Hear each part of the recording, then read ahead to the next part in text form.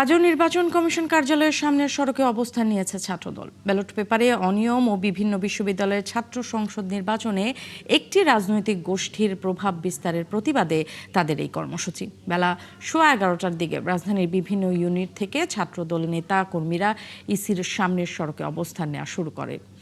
এতে ছাত্রদল সভাপতি রাকিবুল ইসলাম রাকিব ও সাধারণ সম্পাদক নাসির উদ্দিন নাসির উপস্থিত রয়েছেন। রবিবার প্রথম ইসি ভবন ঘেরাও কর্মসূচি পালন করে এই সংগঠনটি।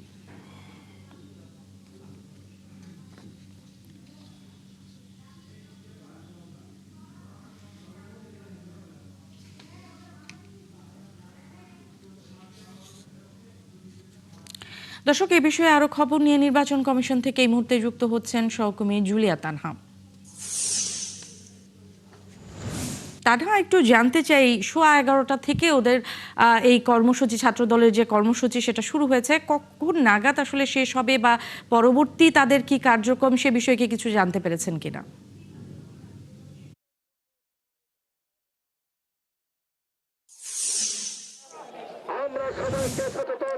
ন্যান্সি, আপনি যেমনটি বলছিলেন যে ব্যালট পেপারের অনিয়ম সহ আরো বেশ কয়েকটি অনিয়ম এবং বিভিন্ন সিদ্ধান্তে যে রাজনৈতিক প্রভাব ইসির, সেটির বিরুদ্ধে কিন্তু আসলে ছাত্র দল দ্বিতীয় দিনের মতো প্রতিবাদ বা কর্মসূচি করছে এবং এখানে ইসির সামনে বেলা 11টা থেকেই তারা অবস্থান কর্মসূচি পালন করছে। আমি যদি আপনাকে একটু বলি যে তাদের দাবি কিন্তু মূলত তিনটি ইস্যুকে কেন্দ্র করে এবং তারা যেটি বলছেন যে নির্বাচনের যে পোস্টাল ব্যালট রয়েছে সেটি নিয়ে একটি বিতর্ক তৈরি হয়েছে এবং সেটির দ্রুত সমাধান তারা দাবি করছেন। এবং আরেকটি কথা যেটা বলছেন দলের নেতাকর্মীরা, যে ইসির হঠকারী সিদ্ধান্ত এবং তাদের সেই সব সিদ্ধান্তে রাজনৈতিক দলের যে হস্তক্ষেপ রয়েছে এবং বিভিন্ন বিশ্ববিদ্যালয় নির্বাচনে গণতান্ত্রিক প্রক্রিয়াকে ক্ষতিগ্রস্ত করার যে একটি চেষ্টা চলমান রয়েছে, তার বিরুদ্ধে আসলে তারা এই প্রতিবাদটি জানাচ্ছেন।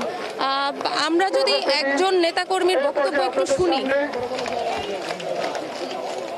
জিজ্ঞেস করেন। আপনাদের এই যে আন্দোলন আজকে দ্বিতীয় দিনের মতো অবস্থান কর্মসূচি, আপনারা আসলে তিনটি সুনির্দিষ্ট বিষয় নিয়ে আপনারা আন্দোলন করছেন বা অবস্থান কর্মসূচি করছেন, এই তিনটি বিষয়গুলো আসলে আমাদের প্রথম যে বিষয়টা সেটা হচ্ছে ভোট রিগিং হচ্ছে। পোস্টাল ব্যালটের নামে যে ভোটগুলো বিদেশে পাঠানো হয়েছে, আপনারা দেখতে পেয়েছেন মধ্যপ্রাচ্যের বিভিন্ন দেশে সেগুলো অলরেডি জামাতের দখলে চলে গেছে অনেক ভোট। তো সেই ভোটগুলোর কি হবে সেটা নিয়ে আমরা গতকাল নির্বাচন কমিশনের সাথে কথা বলেছিলাম।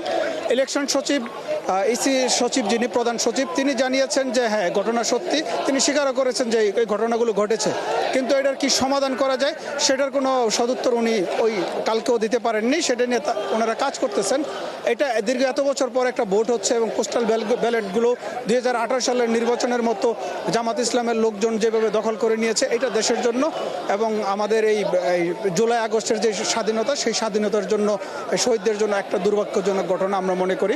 আমাদের দ্বিতীয় যে বিষয়টা ছিল সেটা হচ্ছে নির্বাচন কমিশন যখনই কোনো সিদ্ধান্ত নেয়, সেই সিদ্ধান্তগুলো নির্বাচন কমিশন বাস্তবায়ন করতে পারে না।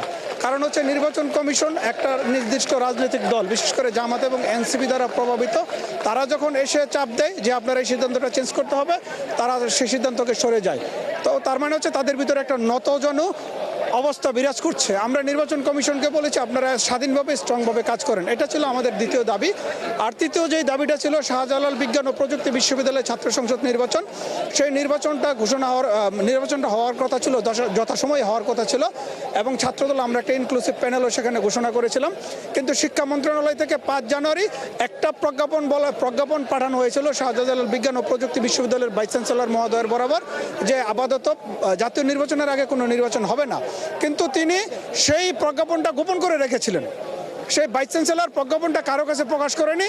12 তারিখে যখন 7 দিন পর ইলেকশন কমিশন যখন আরেকটা প্রজ্ঞাপন দিল যে জাতীয় নির্বাচনের আগে অন্য কোনো নির্বাচন হবে না, তার পরবর্তী সময়ে সেই ভাইস চ্যান্সেলর বলতেছে যে আমার কাছে এরকম একটা প্রজ্ঞাপন এসেছে। তার মানে পিসিসি ইচ্ছাকৃতভাবে এই কাজগুলো করেছে এবং একটা বিশ্ববিদ্যালয়ের ভাইস চ্যান্সেলর যখন এত নিকৃষ্ট কাজ করতে পারে, তথ্য গোপন করতে পারে, তো এইটা হচ্ছে দুর্ভাগ্যজনক। আমরা মূলত এই দাবিগুলো নিয়েই আমরা এই নির্বাচন কমিশনকে ঘেরাও করেছি।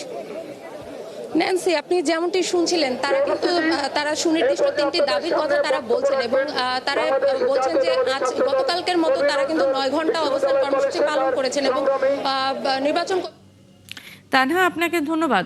দর্শক, তানহা আমাদেরকে নির্বাচন কমিশন থেকে কমিশনের ভবনে যে ঘেরাও কর্মসূচি রয়েছে, অবস্থান কর্মসূচি ছাত্র দলের, সেই কর্মসূচির সবশেষ খবরাখবর জানাচ্ছিল।